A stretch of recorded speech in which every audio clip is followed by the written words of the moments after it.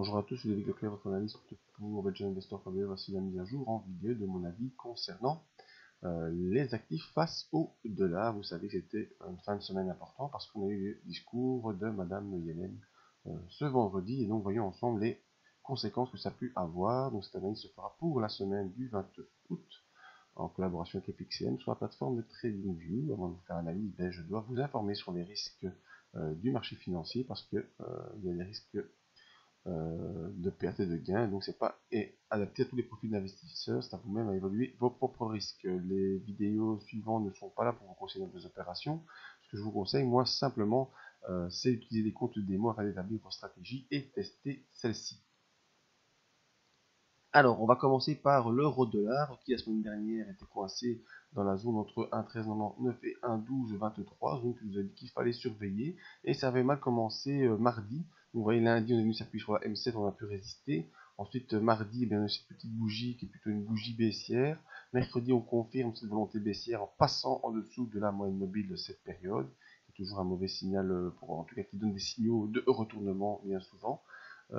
Jeudi, on a essayé un peu de temporiser avant le discours de Madame Yellen, et puis vendredi, voilà, discours de Madame Yellen, eh bien, le dollar remonte et il fait baisser l'euro en dessous des 1,1223. Donc maintenant, clairement, on pense qu'on devra rejoindre les 1,1096 ou cette zone-là. Voilà, la zone des 1,1080. Voilà, du moins taper par là. Donc on est revenu, alors on était dans une tendance plutôt haussière.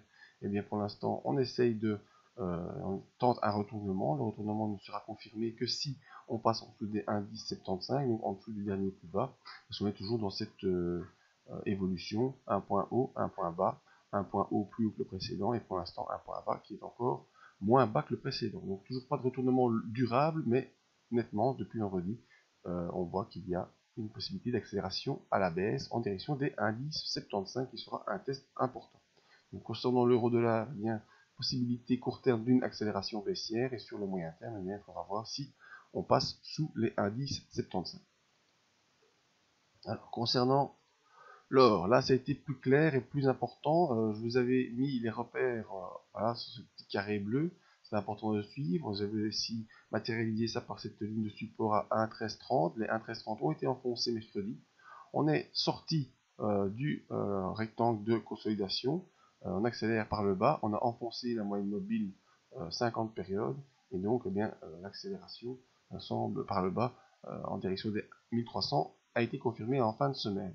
Vendredi, lors du discours de Madame Yellen, eh bien, on a eu une bougie qui est revenue tester la M7, mais qui a été rejetée, la M20, pardon, qui a été rejetée. On est passé sous la M7, on est passé sous la M50, on a la M100 qui est beaucoup plus bas, et on voit que cette zone de 1300 devra être un test à venir au début de semaine prochaine, d'autant que nos indicateurs commencent à partir vers le bas. C'est le cas du RSI, et c'est le cas du MACD qui continue, avec ici un non-croisement haussier, c'est toujours mauvais signe, et il passe sous les zéros.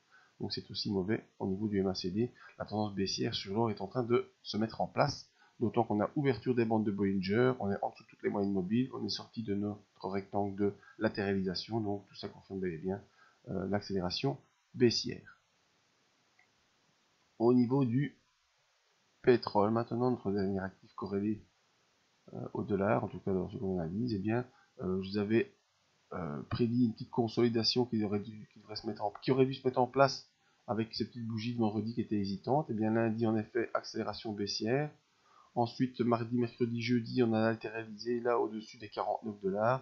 Et vendredi, discours de Madame Yellen qui annonce que l'économie va mieux.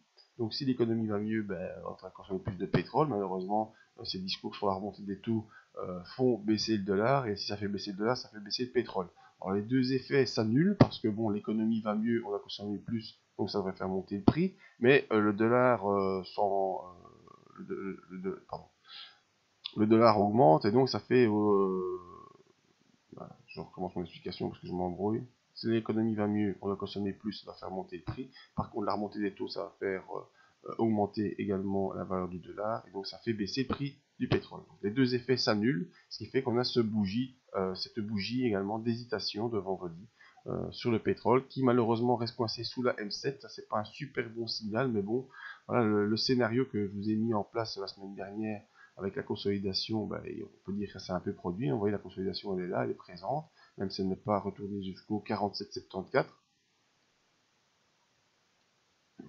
Même 48, hein, quand je fais l'analyse par rapport au sommet là-bas. Voilà.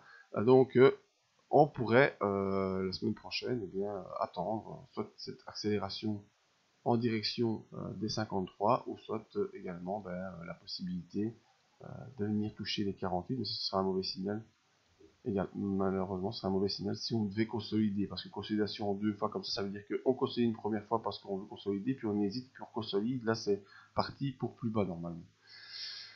Donc à surveiller également pour lundi, les possibilités de rejoindre les 53 sont toujours présentes et les 48 à surveiller comme zone de support importante.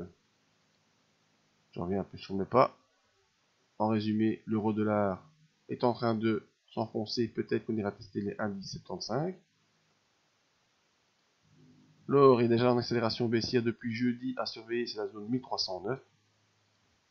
Et sur le pétrole, la consolidation attendue s'est produite. Maintenant, on attend de voir si on peut accélérer en direction des 53 ou consolider en direction des 58.